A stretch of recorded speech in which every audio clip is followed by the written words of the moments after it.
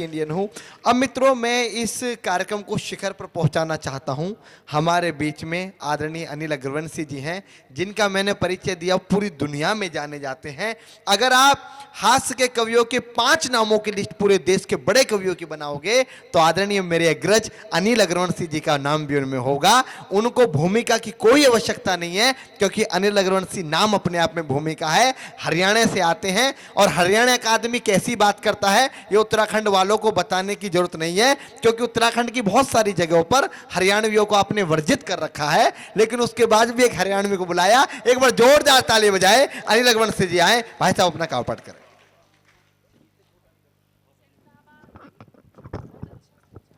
मां सरस्वती को नमन करता हूं।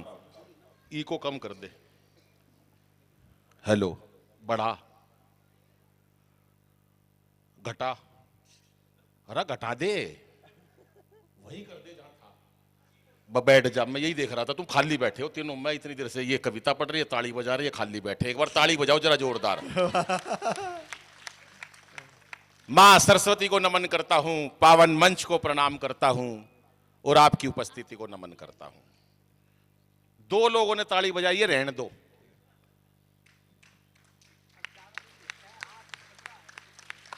नमन करता। आ जाओ रजनीश भाई, इतनी मेहनत करने के बाद ई को इसका कम कर दो दोस्त, आवाज बढ़ा दो। ई को की जरूरत ही नहीं होती कवि सम्मेलन में। ये तो जो गाना पढ़ती है ना, मैं इंडियन हूं, मैं लड़की इंडियन हूं। हम कब कह रहे तो अमेरिका की है। इंडियन हूं, 1 घंटा हो गया इंडियन हूं इंडियन हूं। अरे इंडिया की है जब भी बुलाइए। और कौन से लंदन का कवि सम्मेलन है यहाँ। इंडियन हूं, पता नहीं क्या क्या पढ़े जा रहे हैं। जब से मैं कुछ नहीं बोल रहा भाई साहब, 1 घंटा हो गया मेरे को। तालियां नहीं बजा रहे। एक तो मेरे को ये सबसे बड़ी बात है, मेरे को ये कह के बुलाया था। मैं पेमेंट कितनी भी दे देना, वहां पर तालियों की गूंज होनी चाहिए अगर बात में वजन हो तो। लेकिन ये थोड़े लोग हैं, थोड़े लोग कभी नहीं होते दोस्तों। 1-10 श्रोता भी बहुत होते हैं, जो हजारों श्रोता के बराबर होते हैं। मुझे लगता है कि जितने लोग बैठे हैं यहां पर, वो सब कविता वाले बैठे हैं। एक बार सारा सदन जोरदार तालियां बजाए, मुझे बताए कि कविता के सुनने वाले बैठे हैं। ये महिलाएं बैठी हैं, कोई कम बात है, इतनी शांति से सुन रही है। बहन जी आप बैठी हो, जब से इतनी शांति से सुन रही हो। मैं सच बता रहा हूं, हरियाणा का आदमी कभी झूठ नहीं बोलता भाई साहब। वो झूठ क्यों बोलेगा जब ये बैठे हैं तो। मैं सच बता रहा हूं। शुक्ला जी बैठे हैं क्या? हाँ, प्रणाम करता हूं सर। शुक्ला जी आप ही हो ना? हाँ, मैं भाई साहब इनको शुक्ला जी समझ के 15 नमस्ते कर ली इनसे मैंने। अच्छा, शुक्ला जी निकले आप। मैं सब जब से इनसे नमस्ते कर रहा हूं, सारे शुक्ला हैं। तो मैं सर प्रणाम करता हूं आपको। नहीं, मैं गलती हो जाती है भाई साहब, कई बार ऐसा हो जाता है। मैं जब से इनको नमस्ते करे जा रहा हूं, शुक्ला जी नमस्ते, ये भी नमस्ते नमस्ते। अबे ये बता नहीं रहे मैं शुक्ला, मैं वो वाला विधायक नहीं हूं, पूर्व विधायक। नमस्ते इनको दे दो, लेकिन ले जा रहे हैं नमस्ते, ले जा रहे हैं। वो नमस्ते इनको वापिस करो सर। चलिएगा, ये एक बार तालियां बजा दो जोरदार, क्योंकि हंसना हंसाना आदत है मेरी, अपना बनाना आदत है मेरी। लोग तो मुंह फेर के चल देते हैं, आवाज दे के बुलाना आदत है मेरी, आवाज दे के बुलाना। आवाज बढ़ा दे, आवाज बढ़ा दे, ई को घटा दे। ये मैं करवाता रहूंगा, खाली नहीं बैठने दूंगा बिल्कुल भी। भाई तुम कभी सोचो कि हम खाली बैठ जाएंगे, खाली नहीं बैठने दूंगा। क्योंकि तुम तीनों मेरे को उत्तर प्रदेश में वही लग रहे हो जो 3 सीट आई थी, 2 कांग्रेस की, 1 मायावती की। तालियां अब भी कम है मेरे को, तालियों में पढ़ने की आदत ही नहीं है भाई साहब।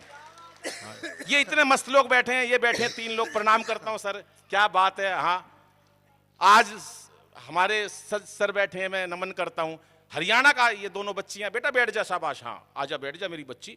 ओलंपिक में 2 मेडल, ये छोटी बच्चियां हमारी। आज हम बच्चियों को गर्भ में मार देते हैं साहब, लेकिन 2 मेडल ओलंपिक में हमारी बहनें लाई, हमारी बेटियां लाई ओलंपिक में पिछली बार जीतकर। जो लाई सोना और चांदी, वो हमारी महिलाएं लेकर आई वहां से। आदमी नहीं लाए लोहे का सरिया तक, जो लाई लुगाई लाई। उसके बाद दिल्ली में, मैं तो दिल्ली रहता हूं भाई साहब, केजरीवाल साहब ने एक बयान दिया, मैं भी बचपन से लड़की बनना चाहता था, मुझे मोदी जी ने रोक दिया। हर काम में मोदी। 5 कमरों का फ्लैट है केजरीवाल का दिल्ली में, 1 कमरे में पूरा परिवार रहता, बाकी 4 में मोदी के खिलाफ सबूत इकट्ठे कर रखे हैं। हर काम में मोदी को ढूंढ लेते हैं, पर मोदी जी का आज कोई मुकाबला नहीं है। मोदी जी हमारे देश के बड़े नेता हैं। जहां जाते हैं मुरली मनोहर जोशी और अडवाणी जी को अपने साथ ले जाते हैं, खास तौर से शपथ ग्रहण समारोह में। उन्हें दिखाते हैं शपथ ग्रहण समारोह कैसा होता है। बेटा सर मैं एक बार निवेदन करता हूं इन दोनों बच्चियों को है ना, या तो ये खेल लेंगे पीछे क्योंकि बच्चे तो भगवान का रूप है, लेकिन बिल्कुल मंच के सामने अगर ये ऐसी बच्चे दंगा करते हैं तो कहीं ना कहीं हमारा ध्यान डाइवर्ट होता है। बेटा दोनों बेटियां मेरी प्यारी बच्चियों, आप पीछे खेल लो जाकर, यहां पर नहीं सामने के सामने, हमें थोड़ा डिस्टर्ब बड़े नेता है। जहां जाते हैं मैं बता रहा था मुरली मनोहर जोशी और अडवाणी जी को अपने साथ ले जाते हैं, खास तौर से बाबूजी शपथ ग्रहण समारोह में, और उनको अपने सामने ले जाके बिठा देते हैं, जैसे हमारे शुक्ला जी, दोनों ये शुक्ला जी बैठे हैं, और मंच से एक ही बात कहते हैं, मित्रों आज मैं जो कुछ भी हूं, जहां कहीं भी हूं, इन दोनों की वजह से हूं, और ये दोनों जहां कहीं हैं। तालियां बताओ मेरे को जरा। वाह भैया वाह। तेरा माइक में जंग लगा हुआ दोस्त।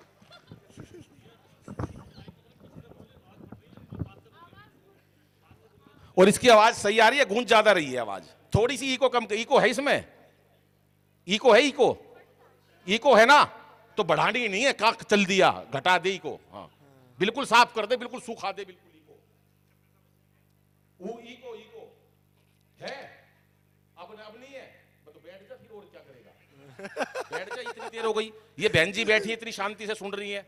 मैं सच बता रहा हूं बहन जी, परसों मेरा कवि सम्मेलन था एक ऑडिटोरियम में, एक महिला 15 मिनट से गुस्से में देख रही थी मेरे को, 15 आई होगी घर में कलेश करके, मेरे को क्या लेना देना, 15 मिनट से गुस्से में देख रही थी मेरे को। मैंने बाद में पूछ लिया, मैंने कहा बहन जी मुझसे कोई गलती हो गई क्या? बोली नहीं, तेरी शिकल मेरी सास से मिलती है। पीछे वाले ताली कम बजा रहे जरा, हाँ ये बात। दोस्तों 15 मिनट में आपको वो आनंद दूंगा क्योंकि बहुत बड़ा कार्यक्रम हमारे रजनीश भाई ने किया है और ये काम बहुत बड़ा होता है। दोस्तों हंसने की बात है, आज हमारे शहीदों ने जो शहादत दी है वो हमारी खुशियों के लिए दी है कि हम खुश रह सकें, हमारे नेतागण खुश रह सके, हमारी पब्लिक खुश रह सके, हमारे जो सैनिक सीमाओं पर लड़ते हैं वो हमारी खुशियों के लिए लड़ते हैं साहब। वो खुद 20 डिग्री में तापमान में काम करते हैं, वो 60 डिग्री में तापमान में काम करते हैं, वो वहां पर शहादत देते हैं हमारी खुशियों के लिए। तो खुशियां हमारे लिए बहुत जरूरी है, पर हमने जीवन को टेंशन बना रखा साहब, हर आदमी टेंशन में है, हर आदमी दुखी है, पता नहीं क्यों। कोरोना का टाइम गया बाबूजी, शुक्ला जी, कोरोना का टाइम, मैं सच बता रहा हूं, हमने वो दिन देखे हैं कोरोना के अंदर। सर आप तो पढ़े लिखे लग रहे हो, आप सुनो।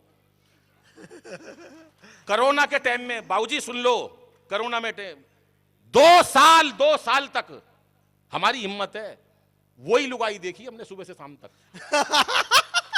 और दिक्कत यह थी कि उस टाइम काम वाली नहीं आती थी, मेकअप का सामान घर पे खत्म था, यहां साड़ी का पल्लू टांग कर जो सारे दिन ऐठ में रहती थी भाई साहब, वो काम करती थी। हमारी हिम्मत है बाबूजी। मैं कोरोना से इतना नहीं डर रहा जितना लुगाई से डरता था। कोरोना से क्या होता है, अच्छा उसके बावजूद भी चैन नहीं है। एक दिन मेरे से बोली रजनीश भाई पकोड़े खाने का मन है। मैं पकोड़े खाएगी, बाहर मोदी वहां डंडे मार रहे हैं, पुलिस लठ मार रही है, कोरोना के टाइम तेरे को पकोड़ों की लग रही है। बहन जी मानी नहीं, बोली खाऊंगी। मैंने कहा मैं क्या करूं, बोली बेसन लेके आ। मैं सर बेसन लेने गया था, सूजी लेके आया, पुलिस ने डंडे मार मार के सुझा दिया मेरे को। घर पे आके बोली लिया है बेसन, मैंने कहा ले सूजी लाया हूं, बना ले हलवा। तालियां जरा मिलके एक बार बजाओ, मैं शुरू होना चाहता हूं साहब। ये मस्ती की बात, मस्ती कहीं हर जगह टेंशन है। मोदी जी भाई साहब, देश जब तक मोदी जी रहेंगे हमारा कोई कुछ नहीं बिगाड़ सकता सर। मोदी जी जापान गए, ताली बजाने की बात नहीं, पूरी सुन लो। मोदी जी जापान गए रजनीश भाई, शुक्ला जी सुन लो, मैं बता रहा हूं, आप ठीक है आप विधायक हो, लेकिन मैं भी कोई कमती नहीं हूं। मेरे को विधायक सुनते हैं बैठ के। मैं सच बता रहा हूं, मोदी जी का मेरे पास हर हफ्ते टेलीफोन आता है कि अनिल क्या करना है, राम मंदिर बना, मेरे पास टेलीफोन है, अनिल क्या करना है, मैंने कहा बनवा दो। मोदी जी ने 1 मिनट में बनवा दिया।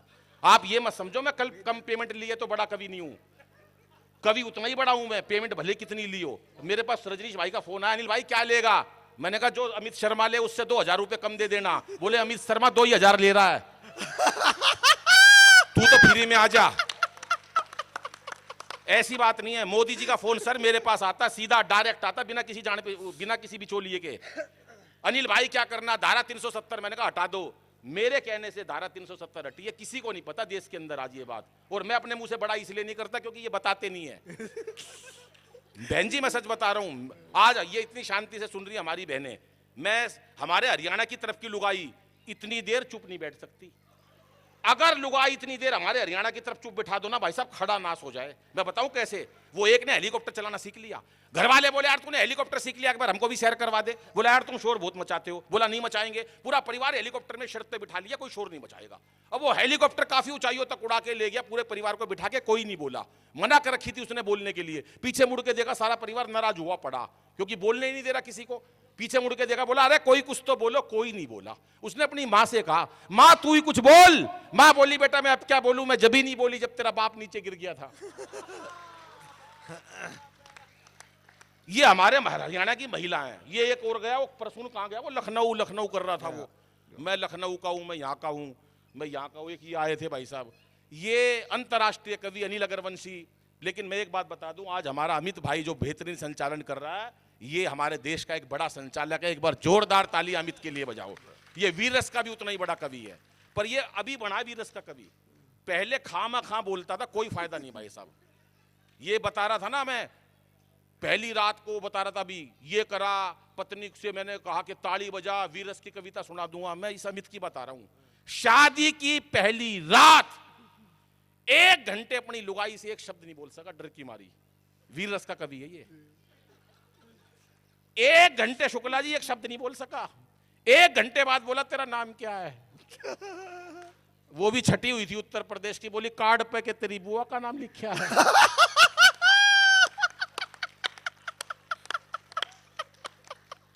टेंशन में रहते हैं लोग। टेंशन काहे की भाई साहब। एक बैठा टेंशन में, और मैंने कहा टेंशन में क्यों बैठा है। बोला एक दिन ये सारी दुनिया मर जाएगी। टेंशन देखो लोगों को किस किस बात की है। चेहरे पर मुस्कुराहट होनी चाहिए साहब। टेंशन में बैठा, अरे मैंने कहा टेंशन में क्यों बैठा है। बोला एक दिन ये सारी दुनिया मर जाएगी। मैं बोला तो तू टेंशन में क्यों बैठा है। बोला जो सबसे आखिरी में मरेगा उसको शमशान घाट कौन लेके जाएगा। टेंशन लोगों ने इतनी बना रखी है। लेकिन जब तक मोदी जी हमारे देश में, साहब टेंशन की कोई बात नहीं है। टेंशन बिल्कुल मत रखना।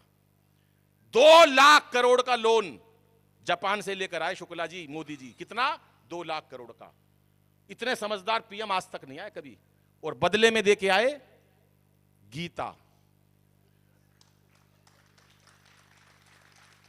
50 साल बाद, और 50 साल का कॉन्ट्रैक्ट किया है। गीता देकर आए, 2 करोड़ लाख करोड़ का लोन लेकर आए। 50 साल बाद मोदी जी हो सकता है ना रहें, हो सकता है वहां का पीएम भी ना रहे। 50 साल बाद जो लोग सीट पे बैठेंगे वो देखेंगे कि हिंदुस्तान में 2 लाख करोड़ का लोन गया है, तो वो निकालेंगे कि कॉन्ट्रैक्ट में वापस क्या आया था। वो देखेंगे कि गीता माता आई है, तो गीता का पहला पन्ना खोलेंगे, उसके ऊपर लिखा होगा, क्यों व्यर्थ चिंता करते हो, तुम्हारा क्या गया जो तुम रोते हो, जो आज तुम्हारा था कल किसी और का हो जाएगा। मोदी जी का कोई मुकाबला नहीं है। अभी 6-7 साल पहले की आप जब उत्तर प्रदेश सरकार बनी, सुनना मस्ती लेना, कि सत्ता को संभालते ही मोदी ने ऐलान किया, वाह, कि खुद नहीं खाऊंगा और खाने नहीं दूंगा मैं। सारा देश खुश हुआ इस बयान से, ना खाऊंगा ना खाने दूंगा। अगले दिन उनका गुजरात में भाषण था, जाते ही मंच पर बोले घर घर में शौचालय बनवा दूंगा। मैंने कहा यार जब कोई नहीं खाएगा तो ये शौचालय पे पैसा खराब करने की क्या जरूरत है। पर उन्होंने बयान दे दिया। लेकिन बयान की मस्ती देखना साहब, क्योंकि हास्य कवि केवल मस्ती की बात करता है, कि सत्ता को संभालते ही मोदी ने ऐलान किया, आवाज बढ़ा, कि खुद नहीं खाऊंगा और खाने नहीं दूंगा मैं। और अखिलेश बोले अब जिंदगी में राहुल को अपनी ये साइकिल चलाने नहीं दूंगा मैं। वाह। और अमित शाह बोले चाहे कोई भी जुगाड़ करूं, अमित शाह बोले चाहे अमित शाह, किसी की कितनी सीट आ जाए अमित शाह होना चाहिए बस अपने पास। अमित शाह बोले चाहे कोई भी जुगाड़ करूं, गवर्नमेंट किसी को बनाने नहीं दूंगा मैं। तालियां बजाना अगली पंक्ति पे।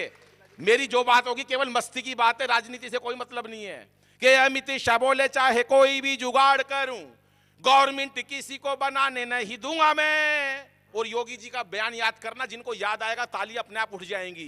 गवर्नमेंट किसी को बनाने नहीं दूंगा मैं। और योगी जी ये बोले मेरा नारी से क्या लेना देना, खुद ना पटाई और पटाने नहीं दूंगा मैं, खुद ना पटाई और पटाने नहीं दूंगा मैं। वाह वाह। जो भी काम होता है ये बहुत सोच समझ के होता है। हमारे शुक्ला जी हैं आज भाई साहब, मैं इनकी आज से इज्जत नहीं करता। और कप तोड़ दिया, बोले हम पाकिस्तानी हैं, जिस कप के अंदर एक बार कॉफी पी लेते हैं दोबारा नहीं पीते। हमारा जलवायु कुछ और है। चीनी जैसी कॉफी खत्म करी, नीचे से कुर्सी निकाली जिस पे बैठा था, हवा में कुर्सी उछाल दी, 2 गोली कुर्सी के मारी, कुर्सी तोड़ दी। हम चीनी हैं, जिस कुर्सी के ऊपर बैठकर एक बार कॉफी पी लेते हैं दोबारा नहीं पीते। शुक्ला जी, देश की इज्जत का सवाल था। जैसी कॉफी खत्म करी, पहली गोली मारी पाकिस्तानी के, ठा, दूसरी मारी चीनी के, ठा, बोले जिसके साथ एक बार कॉफी पी लेते हैं। तालियां पीछे वालों की कम है। भाई वाह। ऐसा हो जाता है।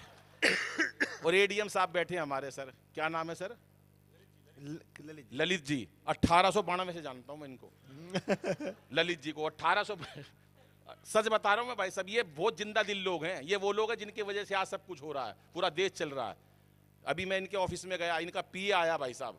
पीए मेरी आज से जान पहचान थोड़ी ना, अभी मैं कुछ दिन पहले यहाँ पंत नगर आया, ये बोले अनिल भाई चाय पी लो। मैंने कहा, अब शुक्ला जी भी मेरे को जब से मेरे ये कॉफी के लिए इन्होंने 2 मारे थे ना, कि जिसके साथ मैं एक बार कॉफी पी लेता हूँ, 15 दिन से मेरे पास टेलीफोन आ रहा, अनिल मेरे पास कॉफी पी के जाइए यार। मैं भाई साहब क्यों पीऊंगा कॉफी, जब ये साथ में निपटा देते आदमी को, तो मैं कॉफी, तालियां बजनी, मजा नहीं आ रहा। आओ रजनीश भाई बैठो, कितनी मेहनत करी है। रजनीश भाई का भी कोई मुकाबला नहीं है। देश को समर्पित ऐसा जिंदा दिल इंसान मैंने नहीं देखा। मैं आया, ताली बजाओ नहीं, पहले पूरी सुन लो। मैं आया, रजनीश भाई बोले अनिल भाई क्या लोगे? मैं कुछ नहीं, अब बताओ। बोले यार जो भी अनिल भाई आपका मन है, आप देश के बड़े कवि हो, क्या पियोगे? इतना जिंदे दिल इंसान मैंने रजनीश भाई जैसे देखे नहीं है। मैंने कहा चलो जूस पी लेते हैं। हम दोनों जूस पीने लगे। इनके जूस में मक्खी पड़ी। मैं, रजनीश भाई आपके जूस में मक्खी पड़ी है। बोला पड़ी रहने दे, कितना पी लेगी। फेंकी नहीं हो मक्खी, सारी मक्खी सूत गई है। पर ये देश की बात है, ये मस्ती की बात है भाई साहब, ये जिंदा दिली की बात है। क्योंकि अगर हमने कवि सम्मेलन करा है तो हमारी सारी सीटें भरी हों, मुझे ऐसा उम्मीद है, ऐसे मन में सोच थी। लेकिन जो कार्यक्रम आज आपने किया, उसके पहले नृत्य हुआ और उन्होंने बहुत बेहतरीन नृत्य किया, और उसके बाद तमाम लोगों ने व्यवस्था की। मैं रजनीश भाई आपको बहुत बधाई देता हूं कि जो आप पुण्य काम कर रहे हो, ईश्वर आपको शक्ति दे, ऊर्जा दे। लेकिन कवि है ना वीर रस का, सोच समझ के बुलाना। अभी ये है ना, एक कहाँ आया था, ये आया था, ये बैठा अमित। सत्ता मेरे हाथ में सौंप दो, हालात बदल दूंगा। पता नहीं क्या हो गया इसके, एकदम वीर रस जाग गया इसके। सत्ता मेरे हाथ में सौंप दो, हालात बदल दूंगा। इसकी लुगाई ने एक कान पे दिया, बोली पहले पजामा बदल ले। सुबह से उल्टा पहना हुआ है। ये इतने देशों की यात्रा करी, इतना बड़ा कवि है, पूरा विश्व जानता है। भाई साहब सच झूठ बोल रहा हूं, पहली बार मैं इतनी दूर आया हूं। मेरे को कोई नहीं बुलाता, ये इसने बुलाया। एक हमारे निवेदन पर अनिल अग्रवंशी आ गए, कोई निवेदन नहीं करा। गुस्से में बोले आ रहा है भैया, रहने दे। मैंने कहा नहीं मैं आ रहा हूं। ये सब भाई साहब ये झूठ बोलते हैं। भाई यार मैं आज तक नई दिल्ली से आगे नहीं गया, इसको अमेरिका बुला लिया। मैं चलो यार बुला लिया, इसकी किस्मत है अगले की। मैंने भाई 15 दिन बाद फिर फोन करा।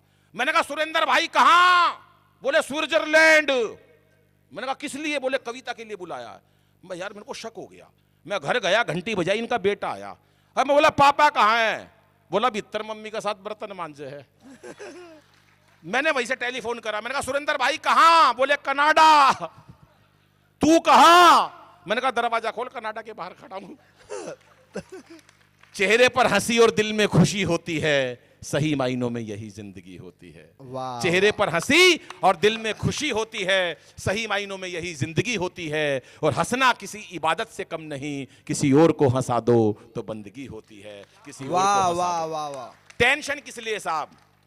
फौज में थे हमारे भाई साहब, ये बैठे, इन्होंने पहले गजल पढ़ी थी, फौज में से निकाल दिया इनको। निकाल क्यों दिया भाई साहब? काम ही ऐसा करा। क्या नाम है इनका? अमित शुक्ला। अमित शुक्ला। मैं 1856 से जानता हूं इनको, बस नाम भूल गया था। अमित भाई फौज में थे, वहां से निकाले गए। कैप्टन ने पूछा वहां पर युद्ध था क्या करा? बोला मैंने दुश्मन के दोनों हाथ काट दिए। अरे बोला दुश्मन के दोनों हाथ काट दिए, इतना बहादुर। बोला फिर? बोला मैंने उसके बाद दुश्मन के दोनों पैर काट दिए। अरे बोला तेरा सर क्यों नहीं काटा? बोला सर तो कटा पड़ा था। ये काम तो बाद में करें इन्होंने।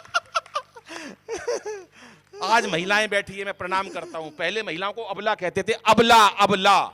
इको ये ठीक कर थोड़ा बड़ा। मैं बताता हूं, अबला इसलिए कहते थे, पति खर्चे के थोड़े पैसे दे देता था, पैसे खत्म हो जाते थे, पत्नी पति के पास जाती थी, पैसे खत्म हो गए, अबला, इसलिए कहते थे अबला। आज नारी सबला है। जो भी है सब रहा। लेकिन भाई साहब जब पाकिस्तान नहीं निपटा तो 5 लोगों का चुनाव करा देश में, बता देना कितनी देर पड़ना। 5 लोगों का चुनाव करा, बोले 5 लोग देश में पाकिस्तान को निपटा सकते। बोले कौन कौन? बोले लिस्ट बना लो। नंबर 1 बाबा रामदेव।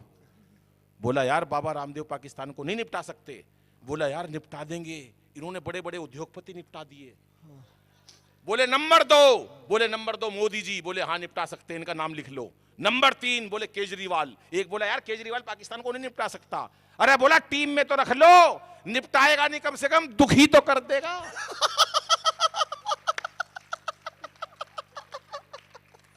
नंबर 4 राहुल गांधी जी। बोले राहुल गांधी पाकिस्तान को निपटाने के लिए टीम में रख लो। एक समझदार आदमी बोला राहुल गांधी पाकिस्तान को भाई नहीं निपटा सकता। एक बोला निपटा देगा, इसने 125 साल पुरानी कांग्रेस निपटा दी। और 5वां आदमी, अगर आपको यकीन हो सर कौन हो सकता है तो आप ताली बजा देना, बेमन से मत बजाना, मन से बजाना। तुम तीनों सुन लो। 5वां आदमी सर बहन जी आप मुझे बहुत, आप बिल्कुल मुझे लग रहा कि मेरा पूरा समर्थन करोगे, ताली बजा के। 5वां आदमी सर मेरे को रखा टीम में। अब उन्होंने कैसे पाकिस्तान को निपटाया वो सुन लो। पहले रामदेव कि रामदेव बोले यदि अपनी पे आ गया तो, रामदेव बोले यदि अपनी पे आ गया तो पेट की तरह तुझे घुमा के मार डालूंगा। पाकिस्तान को कैसे निपटाएंगे? पांचों से पूछा गया कैसे निपटाएंगे। कि राम रखने 4 लोग थे कि रामदेव बोले यदि अपनी पे आ गया तो पेट की तरह तुझे घुमा के मार डालूंगा। अभी एक दोस्त मेरे पर होते हुए आया, बोला यार मेरे पिताजी दादाजी गुजर गए। मैंने कहा क्यों? बोला यार रामदेव जी ने मरवा दिए। मैं तेरे दादा रामदेव ने मरवा दिए? बोला हाँ। मैंने कहा कैसे? बोला यार टीवी के सामने योग सीख रहे थे सुबह 4 बजे, दादा मेरे भोले भाले, बाबा बोला जैसे जैसे कहूं वैसे वैसे करते जाना। बाबा बोला सांस खींचो, दादाजी ने खींच ली। बाबा बोला और खींचो, दादाजी ने यहां तक खींच ली। यार इतनी देर में लाइट चली गई। हमारे एडीएम साहब बैठे हैं, हमारे रजनीश भाई बैठे हैं, हमारे विधायक महोदय और तमाम ये पंक्ति के लोग। आयोजन करना हंसी खेल नहीं है दोस्तों। मैं दिल्ली रहता हूं लेकिन मैं जानता हूं पूरे देश में कविता पाठ करता हूं, लेकिन जो आपकी ऊर्जा, जो आपकी मस्ती, मुझे पता आप कितनी देर से इस कार्यक्रम में संगलित हैं और जिस मन से आपने कार्यक्रम किया, मैं चाहता हूं एक बार सारी टीम इनके लिए तालियां बजाएं। सर आप लोग सैल्यूट के काबिल हैं। और रजनीश भाई आप तो बेहतरीन काम कर रहे हैं। कौन लोग हैं जो देश में शहीदों के लिए काम कर रहे हैं? कितने लोग हैं ऐसे? इको बढ़ा दे भाई वापस। कितने लोग हैं ऐसे दोस्त? हमारे दिल्ली में भी जब भी कवि सम्मेलन होता है, मैं इस पवित्र मन से खड़े होकर बता रहा हूं, मैं अपने अग्रवाल समाज में भी एक ही बात कहता हूं कि हम चंदा देते हैं गौशाला में, हम मंदिरों में चंदा देते हैं, हम विद्यालय में चंदा देते हैं, हम दान पानी सब दान करते हैं, हम सबकी प्रवृत्ति है, हम संस्कारी लोग हैं। लेकिन एक बात याद रखना दोस्तों कि हम अपने आसपास, ये तो गूंजने लगी आवाज, थोड़ा कम कर दे, हम कहीं भी ये ध्यान रखें कि हमारे आसपास जो शहीद हैं हुए हैं उनके परिवारों का ख्याल रखना भी हमारा कर्तव्य है। और हमारे भाई रजनीश भाई इस काम को कर रहे हैं, मैं उनको सैल्यूट करता हूं। सर ये मजाक की बहुत सारी बातें हो सकती है क्योंकि हास्य जीवन में बहुत जरूरी है। आज हम बेटियों को गर्भ में मार देते हैं, ये एक पाप है। 4 पंक्तियां मैं बेटियों के लिए कहता हूं कि इसे बेटा बना पालो तो ये इतिहास छू लेगी, करो विश्वास बेटी पर तो ये विश्वास छू लेगी। कभी जीवन में बेटी को नजरअंदाज मत करना, जरा से पंख खोलोगे तो ये आकाश छू लेगी, जरा से पंख खोलोगे तो ये आकाश छू लेगी। दोस्तों अंतिम एक कविता, 2.5-3 मिनट की केवल कविता पढ़ दूं। स्वागत पढ़ दो दोस्तों। एक कविता मैं अंतिम उस शहीद के लिए पढ़ता हूं। मैं हास्य रस का कवि हूं, लेकिन कहीं ना कहीं मन में, हर कवि के मन में एक संवेदना होती है और उस संवेदना में उसके मन में एक बात आती है, चाहे शहीद के प्रति आए, चाहे माँ के प्रति आए। माँ के लिए भी 4 पंक्तियां उन्होंने कही कि त्याग सहनशीलता दया व क्षमा होती है, त्याग सहनशीलता दया व क्षमा होती है, इन सबको मिला दो तो फिर माँ होती है, इन सबको मिला दो तो फिर माँ होती है। वो एक शब्द जिसमें सारी कायनात समा जाती है, वो एक शब्द जिसमें सारी कायनात समा जाती है, उस एक शब्द में केवल मां आती है, उस एक शब्द में केवल मां आती है। दोस्तों, हमारे जीवन में बहुत सारी चीजें हैं, हर व्यक्ति अपनी फील्ड में कुछ कार्य करता है, लेकिन जो आप लोग कर रहे हैं, मैं दिल्ली से अनिल अग्रवंशी आपको सैल्यूट करता हूं कि कार्यक्रम बहुत करे जाते हैं, लेकिन सैनिकों के लिए इतना बड़ा कार्यक्रम मैंने अपने लाइफ में कभी अटेंड नहीं करा। मैं आपको नमन करता हूं, तमाम लोगों को नमन करता हूं। साहब, थोड़ा सा इको कम कर दो, एक अंतिम 2.5 मिनट का गीत पढ़ता हूं। साहब, सीमा पर सैनिक खड़ा है, और आज सैनिक जो भी होते हैं, जो शहादत देते हैं, दोस्तों कभी भी देख लेना, साहूकारों के बेटे नहीं पाए जाएंगे, नेताओं के बेटे भी नहीं पाए जाएंगे। अगर सीमा पर कोई लड़ता है तो गरीब का बच्चा होगा, या किसान का बच्चा होगा, या हमारे देहात, हमारे गांव का बच्चा होगा। ये हम लोग उनकी शहादत के लिए हम यहाँ खुशियां मनाते हैं, ये वो कार्य करते हैं। लेकिन आपने एक बात देखा होगा, मैंने ऑब्जर्व करा है महोदय साहब, हो सकता है मैं कहीं भूल में भी हूं, हमारे व्यापारी धरना कर देते हैं। मेरा दिल्ली में दाल चावल का व्यवसाय है, व्यापारी हूं तो जानता हूं धरना अपनी मांगों के लिए कर देते हैं। सरकारी आदमी भी अपना धरना कर देते हैं। मैंने देखा है हर लोग धरना, नेताजी धरना कर देते हैं। कभी आपने सेना को धरना करते हुए देखा है? सेना के साथ उनके ऊपर चाहे कोई कितना भी कसूर करे और कुछ भी उनकी मांगे होती है, कभी भी सेना नहीं बोलती, क्योंकि देश के सच्चे सिपाही होते हैं, वो देश को समर्पित होते हैं। दोस्तों, वो कभी धरना नहीं करते। लेकिन मैंने सोचा अगर एक सैनिक अगर किसी से कुछ मांगेगा तो क्या मांग सकता है, उसका मन कैसे विचलित हो सकता है किसी बात को लेकर। अमित भाई देश के हमारे बड़े कवि हैं, और मोहन मुंतजिर आज दिल्ली के अंदर, भाई साहब जो भी मोहन भाई काम कर रहे हैं, एक बड़ा गीतकार हमको देश में ऐसा मिला है। आपके पंतनगर की शान है, जिसने पंतनगर का तिरंगा पूरे हिंदुस्तान क्या पूरे विश्व में फहराया है। एक बार मेरे भाई के लिए जोरदार तालियां बजाओ। मोहन अद्भुत काम कर रहे हैं, इनकी गीत गजलों का कोई सानी नहीं है। मैं खुद मोहन का एक फैन हूं और उनको सुनना चाहता हूं। दोस्तों, मैं सैनिक की बात बता रहा था। सीमा पे सैनिक खड़ा है, अंतिम श्वास है उसकी, और वो सोचता है कि मैं 2 मिनट में दम तोड़ दूंगा, गोलियां लग चुकी हैं। तो एक सैनिक क्या कह सकता है? सर, आपका भी ध्यान चाहूंगा, आप भी सुनिएगा, मंच का ध्यान चाहूंगा, बोनिका सुनिएगा। सैनिक क्या बोलता है? श्वास का अंतिम पहर हूं। वाह, इको इतना रहने दो, आवाज बढ़ा दो बस, इको बिल्कुल सही है। श्वास का अंतिम पहर हूं, कि अब तो जाने वाला हूं। हो गई जीवन की शाम, मेरा अंतिम गीत सुन लो, फिर हमारी राम राम। मेरा अंतिम गीत सुन लो, फिर हमारी राम राम। श्वास का अंतिम पहर हूँ, हो गई जीवन की शाम। मेरा अंतिम गीत सुन लो, फिर हमारी राम राम। मेरा अंतिम गीत सुन लो, फिर हमारी राम राम, फिर हमारी राम राम। ये एक शहीद होने वाला सैनिक, जिसके गोलियां लग गई है और 2-3 मिनट में प्राण निकलने वाले हैं, उसके मन की बातें हैं। उसे पता है कुछ देर बाद मेरा शव जब घर पे जाएगा तो मेरे माता पिता पे क्या गुजरेगी। तो एक बात कहता है कि कह देना कि हो गया बेटा समर्पित भारती की शान में। हो गया बेटा समर्पित भारती की शान में। फिर जन्म लूंगा पिता से कहना हिंदुस्तान में। फिर जन्म लूंगा पिता से कहना हिंदुस्तान में। और माँ से कहना पा लिया है, माँ से कहना पा लिया, बेटे ने जन्नत का मकाम। मेरा अंतिम गीत सुन लो, फिर हमारी राम राम। मेरा अंतिम गीत सुन लो, फिर हमारी राम राम। और सैनिक ने कभी नहीं कही ये बात, लेकिन मैं सैनिक की तरफ से कहता हूं कि आप 2 मिनट का गीत है सर, केवल 2 मिनट का गीत सुन के जाना कि आप बेशक हम शहीदों को पदक मत दीजिए। गवर्नमेंट घोषणा कर देती है परमवीर चक्र, अशोक चक्र, मरणोपरांत चक्र, लेकिन उसके चक्र के बाद क्या होता है साहब? चक्र के बाद उनकी विधवाएं पेंशन के लिए भी चक्कर काटती हैं, उनके घर की लाइटें भी काटी जाती हैं, ये सत्य सबको मालूम है।